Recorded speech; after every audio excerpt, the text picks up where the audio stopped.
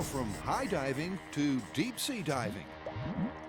Before the days of scuba diving, divers would go down in those old suits with those brass helmets, just like this, right? Sure. They would pressurize their suit using a compressor on a boat at the surface. To counteract the external water pressure. Exactly. Well, that sounds like an accident waiting to happen. And that's what this myth is about. If that compressor were to stop or the air hose would get cut, that diver would come to a grisly end.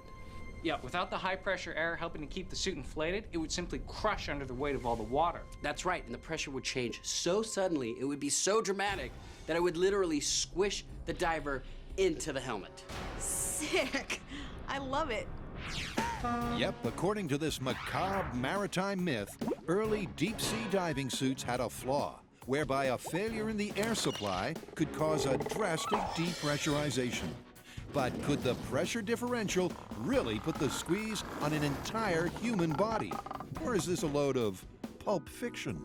So how do we test this? Well, ultimately, I think we need to build one of these suits, put a human analog in it, drop it to the bottom of the ocean, cut the line, and see what happens. See if we get instant sausages. Or whatever. Okay, before we do all that, I think we need to do two things. We need to go talk to an expert, and we need to do a few proof of concept tests. And at San Francisco Maritime National Historical Park, ex-Navy diver Mike Ward is just the expert Carrie needs. What do you think? Have you heard this? Oh, yeah. It's been talked about for many years. Whether or not the whole body would go up there, I don't think so, but I think it'd be pretty dramatic. So what kind of diving were these suits used for? They were used for salvage diving, mariculture diving, sea harvesting, construction. They were used for virtually every kind of diving. This was the very first real type of commercial diving suit. How deep do they go? Down to 300 feet on average. 300 feet is quite a depth, but as Mike explains how the suit works, there's one feature that's troubling Carrie: the non-return valve. The valve only allows air to come in one direction. In the event that the hose gets cut, the pressure differential automatically forces the valve shut. It doesn't allow anything to go up the umbilical. You need a dive suit without a non-return valve for this myth to be possible. I would test it as though the non-return valve wasn't working right. A lot of times divers wouldn't do the maintenance. The valve would get stuck and that would cause the failure. So according to our dive master, the particulars of this myth are positively plausible. Which means it's time to get down to business. As always on MythBusters, we're going to start out in the small scale. Basically, I'm going to make a tiny little diver that we can do some experiments on and find out what kind of effect suction really is going to have and let us design our big experiment. And as Carrie's voodoo diver takes shape, it's clear who the sacrificial mini-me will be. The diver is becoming Little Grant. God. Look, is that Brad Pitt? That's great. It's so beautiful.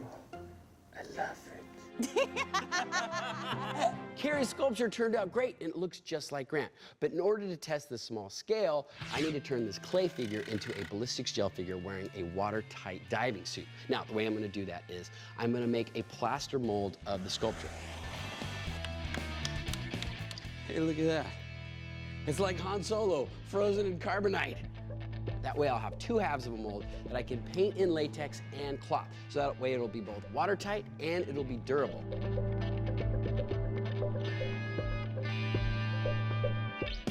Once the latex is dry, I'll put the two halves together and then I'll fill the whole thing up with ballistics gel.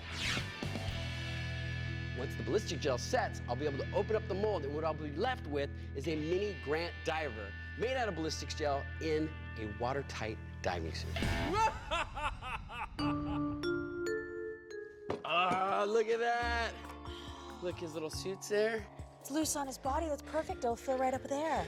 All right, now let's see if we can get him out without ripping his head off. And thanks to Tori's ingenuity, mini diver Imahara emerges perfectly formed inside a watertight diving suit. It's a little diving Grant. So creepy. Look at the skull. So this is gonna be perfect. I gotta do a little bit of repair work on the seams, but we're good to go.